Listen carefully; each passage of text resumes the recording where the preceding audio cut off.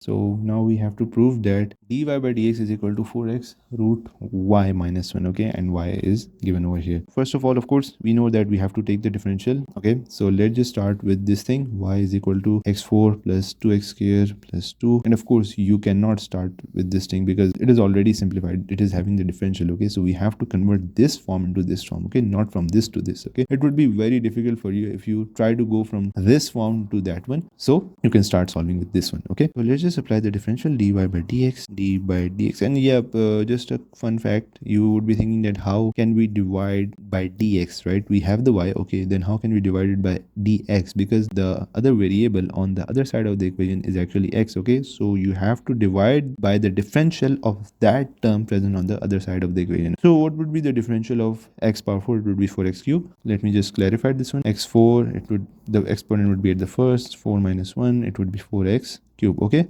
For this one we have 2 as a constant, and then the derivative of x square exponent power 2 minus 1, 2x1, plus the derivative of any constant is actually 0. 4x cube plus 4x, I can take out 4x common, x squared plus 1 dy by dx. Now if you have watched my previous video, you would be pretty sure that you can add a y over here, and after that it would become y minus 1, right? We have x squared plus 1 and we want a root over here, so I have taught you in this video how you can add a root over a function which is having an exponent 1, okay. So you can do that by writing something like this, okay. And what does this actually shows? It actually shows that if you have a function which is having an exponent 1, and of course you cannot convert it into a square root, so you can write x squared plus 1 whole square. Now what would happen if you simplify this equation? It would become again x squared plus 1, right? So both the terms are equal, and you can write it like this. Wherever you need a root, you can apply this trick, okay. Now if you just open this thing, it would be x4 plus 2x squared plus 1, right? Now you can see that we want a y over here, right?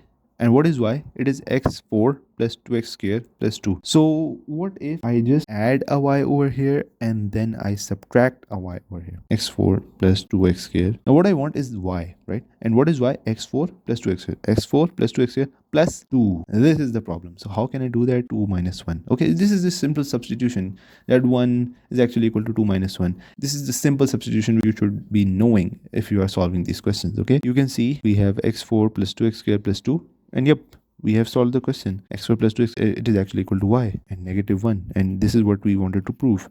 4x square root y minus 1, okay.